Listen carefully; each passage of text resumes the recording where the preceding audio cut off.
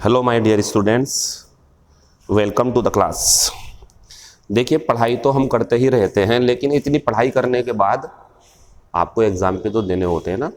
और उस एग्ज़ाम का प्रोसेस क्या है उसे समझना बहुत ज़्यादा ज़रूरी है, वरना फिर हम मेहनत कहीं और कर रहे होंगे और मार्क्स कहीं और से मिलने होंगे। तो हमें इस चीज़ को समझना चाहिए। शुरू करते हैं क्लास। आज की क्लास में मैं आपको बता रहा हूँ CGL का पूरा प्रोसेस कि किस तरीके से आप इसके अंदर तैयारी करके जॉब हासिल कर सकते हैं। आप सिर्फ स्टेनोग्राफर, आप सिर्फ UPPCL, आप सिर्फ हाई कोर्ट स्टेनो क्लर्क तक सीमित ना रहें। आपके लिए संभावनाएं बन रही हैं, यहाँ पर आपको मौके दिए जा रहे हैं। अगर आप में योग्यता है तो आप आराम से ये जॉब हासिल कर सकते हैं। समझ लें क्या क्या करना पड़ेगा। सबसे पहले बात करते हैं क्वालिफिकेशन। तो इसके लिए ग्रेजुएशन चाहिए। दूसरा सवाल आता है सर अपीयरिंग है अगर, या कंप्लीट है तो कौन अप्लाई कर सकता है। जो कंप्लीट कर चुका हो ग्रेजुएशन वो 100% अप्लाई कर सकता है, और जो अपीयरिंग है वो नोटिफिकेशन के ऊपर डिपेंड करता है कि उन्होंने नोटिफिकेशन में अगर इसे मेंशन किया कि अपीयरिंग भी अप्लाई कर सकते हैं तो करें, और अगर ऐसा नहीं है तो आपके लिए फिर दिशा निर्देश ये है कि कंप्लीट जिसकी ग्रेजुएशन हो चुकी है वो अप्लाई कर सकता। एक चीज़ अब आती है सर इसमें पेपर कितने होंगे, कौन कौन से सब्जेक्ट्स आएंगे, कितने कितने क्वेश्चंस आते हैं। शुरू करते हैं। जब आप फॉर्म अप्लाई कर चुके होंगे फिर आपको एक डेट मिलेगी कि आपका Tier 1 का एग्ज़ाम होना है। सर ये क्या लिखा हुआ है ब्रैकेट में? ये लिखा हुआ है क्वालिफाइंग। इसका मतलब हम क्या समझे सर? इसका मतलब बच्चों आप ये समझें कि सिर्फ आपको पहला पेपर क्वालिफाई करना है, इसके मार्क्स फाइनल जब मेरिट लगेगी उसमें इंक्लूड नहीं किए जाएंगे। ये मार्क्स उसमें इंक्लूड आपको नहीं करने पड़े, मतलब वो नहीं करेंगे आपके मार्क्स इंक्लूड। बस आपको एग्ज़ाम क्लियर करना है। इसका मतलब आप दूसरा एग्ज़ाम दे सकते हैं, आप प्रोसेस के अगले हिस्से में शामिल हो सकते हैं। अगर आपने अगर आपने Tier 1 एग्ज़ाम क्वालिफाई कर लिया तो इसमें अगर आपके 200 में से मान लेते हैं 100 हैं, कोई फ़र्क नहीं पड़ता, क्वालिफाई कर गए आप मान लीजिए, क्योंकि 30% तो क्वालिफाई कर जाएंगे आप। अगर आपके 150 मार्क्स हैं तो आप क्वालिफाई कर गए। लेकिन ये कहना सही नहीं है कि दोनों बराबर नहीं। जो 150 मार्क्स लाया हुआ है ज़रूर वो पढ़ने में बेहतर है, उसे आगे फ़ायदा मिलेगा दूसरे एग्जाम्स में। लेकिन जो 90 मार्क्स लाया हुआ है उसके चांसेस ऑलरेडी कम होगा, क्योंकि वो और चीज़ों में भी थोड़ा पीछे रह सकता। लेकिन बढ़िया चीज़ ये है कि इन मार्क्स का कोई फ़र्क नहीं पड़ेगा, इनकी नॉलेज का फ़र्क तो पड़ेगा लेकिन मार्क्स का कोई फ़र्क नहीं पड़ेगा। तो ध्यान दें, Tier 1 क्वालिफाइंग है, मीन्स इनके मार्क्स लास्ट में इंक्लूड नहीं किए जाएंगे। इसमें सब्जेक्ट कौन कौन सा आएंगे? मैथ्स आएगी, इंग्लिश आएगी, रीजनिंग आएगी, GA जनरल अवेयरनेस आएगी। कितने क्वेश्चन आएंगे? प्रत्येक के 25-25 क्वेश्चन होंगे। जो 2 मार्क, एक क्वेश्चन 2 मार्क्स कैरी करेगा, यानी कि एक क्वेश्चन 2 नंबर का होगा, और फिर बन जाएंगे 50-50-50 200 मार्क्स। और निगेटिव मार्किंग होगी इसमें 1/4 मीन्स 0.5। इसका मतलब क्या है? इसका मतलब ये है अगर आपने एक क्वेश्चन गलत किया तो आपका जो स्कोर रहेगा उसमें 0.5 कम कर दिया जाएगा। अगर आपने 10 क्वेश्चन गलत कर दिए तो आपके 5 नंबर कम हो जाएंगे 0.5 के हिसाब से। ठीक है, ऐसे ही बढ़ता रहेगा आपका ये। तो निगेटिव मार्किंग कितनी है? 1/4। लेकिन 1/4 में 0.25 नहीं कहें आप, क्योंकि यहाँ 2 नंबर का एक क्वेश्चन है। इसका मतलब ये हुआ कि 0.5 मार्क्स आपके जाएंगे। तो ये हमारा पहला एग्जाम हुआ। अच्छा, टाइम कितना रहेगा? 1 घंटा। इस पेपर को सॉल्व करने के लिए आपके पास सिर्फ 1 घंटा है। बड़ा मामला गंभीर सा है, इसलिए तो क्वालिफाइंग करा गया है कि जो कर लेगा यानी कि उसमें पोटेंशियल है। अब वो अगले प्रोसेस में लेके जाएंगे उसे। 1 घंटा रहेगा, 100 क्वेश्चन होंगे, एवरी क्वेश्चन 2 मार्क्स का होगा। निगेटिव मार्किंग 1/4 या 0.50 होगी। सर ये क्या लिखा हुआ है? ये इन्होंने कुछ ऐसा आकलन किया हुआ है कि जो हमारा ये Tier 1 एग्ज़ाम होगा, ये अनरिजर्व्ड, जो अनारक्षित होते हैं जनरल वाले, वो 30% मार्क्स लाएंगे तब उन्हें क्वालिफाई किया जाएगा, मीन्स 90 कम से कम। जो OBC या EWS में है वो 25% मार्क्स लाएंगे, मीन्स 75 के करीब।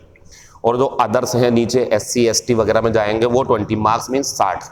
लेकिन ये चीज़ आगे चलकर बढ़ सकती है। ठीक है, ये वेरिएबल है, ये बदल सकती है। तो ये फिलहाल मैं आपको दिखा रहा हूँ। आप मान लीजिए कि आपको 100-110 नंबर पर क्वालिफाई कर जाओगे, आप क्वालिफाई हो गया आपका पेपर। अब हम दूसरे एग्जाम में जाते हैं। डेट मिलेगी आपको इसके लिए, ये अलग दिन होगा, रिजल्ट आएगा, क्वालिफाई हो गए आप। अब आपको एक डेट दे दी जाएगी कि इतने दिनों बाद एक एग्ज़ाम है। वो एग्ज़ाम अभी बच्चों का मार्च में है, बहुत जल्दी एग्ज़ाम सामने है, और बच्चे जो मेहनती हैं वो लग जाएंगे, वो पहले से लगे हुए हैं इसके अंदर। आप अगले बार के लिए सोचो, आप बहुत जल्दी एग्ज़ाम होता है इसका। फिर आता है बच्चों टीयर सेकंड। क्या लिखा हुआ है? मेरिट डिपेंड्स, मतलब मेरिट इसके ऊपर डिपेंड करती है, इसके जो मार्क्स हैं उसके ऊपर मेरिट बननी है, इनके ऊपर मेरिट नहीं बनेगी। ये तो क्वालिफाई कर चुके हैं आप, इसकी भूल जाओ अब आप इसे, कितने मार्क्स थे क्या था, क्वालिफाई कर लिया, इस पे फोकस करें अब इस पे फोकस करें। तो सुने क्या क्या होना है, कितने दिन में प्रोसेस निपटेगा, क्या सब कुछ एक ही दिन में होना है या कुछ और भी चीज़ें हैं। तो टीयर सेकंड की जब बात आएगी हमारे पास, तो टीयर सेकंड के सबसे पहले ये ध्यान रखें इसमें और इसमें फ़र्क क्या है। बड़ा फ़र्क कि इसके मार्क्स के ऊपर ही आपकी जॉब डिपेंड करती है, इसमें सिर्फ यह है कि आप दूसरा एग्ज़ाम दे सकते हैं। ठीक, दूसरी बात आती है अब, ये 4 हिस्सों में बटा हुआ है, सेक्शन 1, सेक्शन 2, सेक्शन 3, सेक्शन 4। दूसरी बात, एक ही दिन सारे एग्ज़ाम्स होने हैं जो बोर्ड पे लिखे हुए हैं। तरीका क्या रहेगा, आप गए टीयर सेकंड का एग्ज़ाम देने के लिए, मान लीजिए कि आपका जो एग्ज़ाम है, मान लेते हैं कि 3 मार्च को है, या मान लेते हैं आगे चल करके कोई ऐसी 15 मार्च को है, मान लेते हैं। अब जब आप 15 मार्च को जाएंगे, आपका टाइम 10 बजे है मान लीजिए, तो क्या होगा, 10 बजे जब आप कंप्यूटर पे बैठे होंगे तो आपकी स्क्रीन पे 1 घंटे के लिए 30 क्वेश्चंस मैथ के होंगे और 30 क्वेश्चन रीजनिंग के होंगे। कितने के होंगे? 30 क्वेश्चंस रीजनिंग के, 30 क्वेश्चन मैथ्स के होंगे, और एक क्वेश्चन कितने नंबर का होगा? 3 नंबर का। 90 आपको मार्क्स मिलेंगे 1 घंटे के लिए। ये स्क्रीन आपके सामने रहेगी, रीजनिंग मैथ्स इसके अंदर चल रही होगी। आप इसे सॉल्व करें, 1 घंटा पूरा होगा, साइड में क्लॉक होगी, वो ऑटोमेटिकली जब 1 घंटा पूरा होगा तो आपका ये सबमिट हो जाएगा, और कोई मिनट नहीं लगेगा दूसरा, और तुरंत ही अगले मिनट में 1 घंटा पूरा होते ही आपकी स्क्रीन पे क्वेश्चंस, ये जब ये चल रहा होंगे तो ये नहीं आएंगे, पहले इनका 1 घंटा पूरा होगा, ये मिलेंगे ही नहीं आपको। जब 1 घंटा आपका पूरा हो जाएगा तो स्क्रीन पे तुरंत जब घड़ी 1 घंटा पूरा करेगी, अगला घंटा जो शुरू होगा फिर ये बंद हो जाएंगे, इस पर लॉक लग जाएगा, फिर क्वेश्चन शुरू होंगे आपके इंग्लिश और जनरल अवेयरनेस के। और इंग्लिश के कितने क्वेश्चन मिलेंगे आपको? 45, और जनरल अवेयरनेस के कितने क्वेश्चन मिलेंगे? 25। अब मैथ्स और रीजनिंग खत्म हो गई, वो नहीं आएगी आपके सामने, ना आप कुछ कर सकते हैं, वो तो खत्म हो गया। और इसमें भी प्रत्येक क्वेश्चन कितने मार्क्स का होगा? 3 मार्क्स का। तो 25 तिया कितने हो जाएंगे हमारे? ये 75 ये रहा, और 45 × 3 135 ये मार्क्स हैं आपके। मज़े की बात, इसके लिए भी 1 घंटा मिलेगा। तो जहाँ तक मैं समझ पा रहा हूँ, जहाँ तक मुझे लग रहा, ये 1 घंटा तो सफिशियंट होगा आपके लिए। 45 क्वेश्चन इंग्लिश के और 25 क्वेश्चन जीएस के। 25 क्वेश्चन में मान लीजिए आप मुश्किल से, मुझे लग रहा है 5-7 मिनट, इंग्लिश में आपको पूरा 50 मिनट मिल रहे हैं। ये पेपर तो मुझे लग रहा है अगर आपको नॉलेज हो तो बढ़िया करके आप इसे स्कोर कर सकते हैं। लेकिन अगर इसकी बात करें, बहुत ज़्यादा प्रैक्टिस की ज़रूरत है आपको, और आप कर सकते हैं, आप कोशिश करें, क्योंकि इसमें रीजनिंग भी है और जीएस भी है, टाइम टेकिंग दोनों सब्जेक्ट्स हैं, तो टाइम तो लगेगा। लेकिन ऐसे भी स्टूडेंट्स होते हैं कि पूरे पूरे मार्क्स लेकर के आते हैं। मेरी पूरी उम्मीद है कि you are also one of them, आप भी उनमें से एक होंगे। तो हमने ये कर लिया, अब 1 घंटा इसका पूरा हो गया था, ये नहीं खुल रहा था जब तक, जब इसका पूरा हुआ तो ये खुला, अब इसका टाइम पूरा हो गया। आपने अपने क्वेश्चन, अपने एफर्ट कर लिए, अब आपको स्क्रीन पे से नहीं उठना, अभी वहीं बैठे रहना है आपको, क्योंकि आपके सामने अब 15 मिनट के लिए तुरंत स्क्रीन पे खुलने वाले हैं 20 क्वेश्चंस कंप्यूटर के। और कितने मार्क्स के? 60 मार्क्स के, क्योंकि ये कितने का है हमारा? 3 नंबर का। लेकिन एक बात मैं बता दूं आपको कि यहां से जो हिस्सा है हमारा, यहां से जो हमारा हिस्सा रहेगा, ये क्वालिफाइंग है इसकी तरह, लेकिन फर्क है।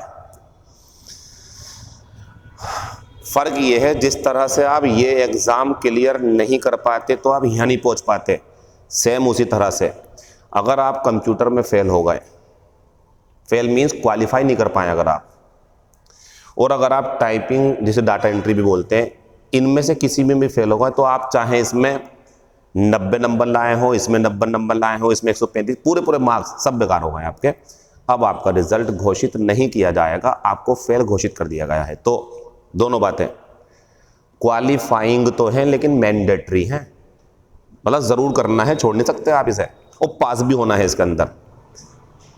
2000 शब्द आपको प्रेस करने हैं, स्पेस भी इसमें शामिल रहेगा। जैसा आपने मान लीजिए अजीम लिखा तो AZEEM 5 हो गए, अब स्पेस दोगे तो 6 हो गए। अब आपके स्पेस भी काउंट होगा इसके अंदर। 2000 शब्द होंगे, 15 मिनट मिलेंगे, स्पीड लगभग 27 वर्ड पर मिनट की रहेगी, लेकिन आप 27 से थोड़ी जाओगे, आप 30-35 करके जाइए। एक्यूरेसी का ध्यान रखना चाहिए। एक्यूरेसी का ध्यान क्यों रखना चाहिए? देखो, कंप्यूटर के और डाटा एंट्री के जो एग्ज़ाम है दोनों, ये क्वालिफाइंग है। जो आपकी मेरिट लगेगी वो तो इन पे लगेगी सिर्फ ऊपर वालों पे, लेकिन ये क्वालिफाइंग है। लेकिन मैं अपनी आपको राय दे रहा हूँ, कंप्यूटर में बढ़िया स्कोर और टाइपिंग बढ़िया, आपकी जो जॉब होगी वो आपको बेहतर दिलवा सकती है। क्योंकि जितनी ज़्यादा नॉलेज कंप्यूटर के बच्चे को होगी, जितनी ज़्यादा टाइपिंग अच्छी होगी, उसके लिए प्रेफरेंस करने के लिए और मौके हैं बेहतर जॉब हासिल करने के। और अगर इसमें आप कमज़ोर रहे, ऐसे उल्टा सीधा बस आपने पास कर लिया, तो जो आपके मार्क्स होंगे लग जाएंगे, लेकिन वो उस जगह नहीं ले पाएंगे आपको जहां कंप्यूटर की नॉलेज चाहिए थी। उन्हें उस पोस्ट के लिए आपको वो कंसीडर नहीं करेंगे। जिसमें टाइपिंग और डाटा एंट्री चाहिए थी उसमें आपको कंसीडर नहीं कर पाएंगे। वो पास तो कर देंगे, जॉब दे देंगे, लेकिन मेरा मानना है आप इनको भी अच्छे तरीके से करके आएँ। तो आप ये ना समझे कि सिर्फ पास करना है, अच्छे तरीके से करने की कोशिश करो, बाकी एग्जाम पेपर कैसा आएगा वो उसके हिसाब से देखा जाएगा। पहला पेपर क्वालिफाइंग, 100 क्वेश्चन 1 घंटा, 1/4 निगेटिव मार्किंग, एक क्वेश्चन 2 का होगा, 200 क्वेश्चन। पास कर लो, कोई फर्क नहीं पड़ता। बस अब इसे छोड़ दो, यहाँ आइए, अच्छे तरीके से सोल्व करें सही से। काम की चीज़ क्या है, जब सेक्शन 1 खुलेगा तो सेक्शन 2 आपको दिखाई नहीं देगा, और जब सेक्शन 1 बंद हो जाएगा तो फिर सेक्शन 2 खुलेगा, फिर सेक्शन 1 दिखाई नहीं देगा 1-1 घंटे के लिए। और जब सेक्शन 2 पूरा हो जाएगा तो कंप्यूटर दिखाई देगा, फिर आपको सेक्शन 1 सेक्शन 2 दिखाई नहीं देगा। इसके ऊपर क्वेश्चंस आएंगे कि कैसे कैसे होता है कंप्यूटर जो पढ़ते हैं आप। और जब ये बंद हो जाएगा तो फिर इसकी बारी आएगी। टाइप ये भी उसी दिन होनी है, ये उसी दिन होनी है। हो सकता है थोड़ा टाइम दे दें आपको कि आप अपना जो है रूम चेंज कर लें, वहाँ जाइए, वहाँ कीबोर्ड लगा हुआ है, सब चीज़ें, माउस वगैरह, होना उसी दिन है, लेकिन दिन वही रहेगा। टाइम थोड़ा चेंज हो सकता है आगे पीछे, लेकिन इसमें टाइम लगातार चलना है 2.25 घंटे। 2.25 घंटे आप स्क्रीन से नहीं हटेंगे, वही आपके लिए कंप्यूटर रहेगा। सब कुछ उसमें फीड है पहले से ही, पहले फीड कर दे रहेगा। ये आपको एक साथ करना है। ये आपको थोड़ा टाइम दे सकते हैं कि आप जो है उस रूम में चले जाइए। इसमें आप टाइम ले लेंगे 10, 15, 20 पर 1 घंटा 2 घंटा, या शाम को जो भी आपको लगे, लेकिन होगा उसी दिन सारे का सारा। कुछ जॉब इसमें ऐसी हैं जिसके लिए एग्ज़ाम 3rd होगा, टियर 3rd और 4th, उसमें कोई चेंज नहीं किया गया है, वो पहले की तरह है। अब आप सोच रहे होंगे सर वो क्या है, उसकी जानकारी मैं आपको बाद में दूंगा। फिलहाल ये बातें थी जो बोर्ड पे लिखी हुई हैं। एक बड़ी बात जो आपको मैं समझा दूं वो ये है, वैकेंसीज 2022 और ये जो 23 का सेशन चल रहा, इतनी ज़्यादा है कि ये तो क्वालिफाई कर चुके हैं। अगर आप पेपर देने जा रहे हो, ये उनके लिए खबर है, आप इसको ज़रूर करके आएँ। चाहे आपसे 30 क्वेश्चन में से 10 ही हो पा रहे हो एग्जाम्पल के रूप में, आपसे चाहे रीजनिंग में 15 ही हो पा रहा हो, इंग्लिश में आप 20-25 ही कर पा रहा हो, या आप इसमें कुछ मतलब सर लग नहीं रहा हो पाएगा, लेकिन फिर भी आप एग्ज़ाम देने जाएं, क्योंकि इतनी वैकेंसी हैं 37,000 के करीब कि आपके चांसेस काफ़ी हैं। मैं और कभी आगे चल करके वीडियो में UPPCL, high court, steno clerk, stenographer का जो SSC का है, ग्रेड C ग्रेड D, दोनों में क्या फ़र्क है, कैसे करते हैं, और भी डाटा एंट्री वगैरह की नॉलेज दूंगा आपको। फिलहाल आप इसे एंजॉय करें। अगर आपको लगता है कि सर मेरा कुछ और क्वेश्चन है तो आप मुझे मैसेज कर दे करें, मैं उसके ऊपर वीडियो बनाऊंगा आगे चल करके। आप जाते जाते इतना ध्यान रखें, जो मेरे पास पढ़ने वाले स्टूडेंट्स हैं जो अब ये 2022-23 का टियर 2 एग्ज़ाम देने जा रहे हैं, वो इंग्लिश में अगर ये सोच रहे हैं कि सर क्या ज़्यादा आएगा, और तो आप वर्ड पावर में होमोफोन्स थोड़ा सही से पढ़ के जाएँ, होमोनियम्स जो होते हैं, क्योंकि इन्होंने इस बार मेंशन किया हुआ है कि इंग्लिश में होमोनियम्स भी पूछे जाएंगे, जोर दिया इस बात पे। मीन्स आपको 3, 4, 5 क्वेश्चन इसके ऊपर मिल सकते हैं। बाकी अगर आपने मेरे पास सिलेबस पूरा किया है या पूरा होने वाला हो, आप किसी चीज़ की टेंशन लें, आप कंप्रिहेंशन भी करके आएंगे, क्लोज टेस्ट भी आपका बढ़िया होगा। थोड़ा 1 वर्ड सब्स्टिट्यूशन पे आप ध्यान दो, अगर आपने नहीं पढ़े हो तो 1 वर्ड सब्स्टिट्यूशन ज़रूर पढ़ने, प्रीवियस ईयर के जो आए हुए हैं। बाकी सिनोनियम, एंटोनियम, मीडियम फ्रेजर मुझे लगता है मैं कवर करा चुका हूँ आपको। ठीक है बच्चों, तो ये बातें हमारी सारी पूरी हो गई और मेरिट लग जाएगी, इसकी बाद में हो जाएगा। इसमें निगेटिव मार्किंग 1/3 की है। इसका मतलब क्या हुआ सर? इसका मतलब तो सारा है ही। इसका मतलब ये है, आपका अगर एक क्वेश्चन खत्म होगा तो 1 नंबर कटेगा आपका, इसमें 1 नंबर जाएगा। ध्यान दे जरा, इसमें 1 नंबर, इसमें 0.5 नंबर। तो जब आपको लगे कि सर मुझे डाउट है तो छोड़ के देख लें आप, क्योंकि निगेटिव मार्किंग 1/3 मीन 3 नंबर का एक क्वेश्चन और 1/3 की यानी कि 1 मार्क आपको काटना पड़ेगा। बातें मेरी खत्म हो जाती हैं। जितनी भी बातें मैंने आपको बताई ध्यान रखें, आगे चल करके और बातें बताएंगे आपको। Thank you, all the best. And मेरी लास्ट में आपसे रिक्वेस्ट है कि जब भी कभी एसएससी सीजीएल सीपीओ के बारे में बताने वाला हूं मैं अगली वीडियो में। SSC CGL CPO SSC steno high court UP clerk, आप सबको अच्छे तरीके तैयार करके सबके एग्जाम दिया करो। सब एग्जाम देने से फायदा होता है कि एक ईडियम है, ए फेदर इन वंस कैप। तो जितने ज़्यादा फेदर्स आपके कैप में रहेंगे उतना ज़्यादा आप कॉन्फिडेंस फील करोगे, उतनी ज़्यादा आपके पास उपलब्धियां होंगी, आप अच्छा फील करेंगे। Thank you, all the best, see you tomorrow.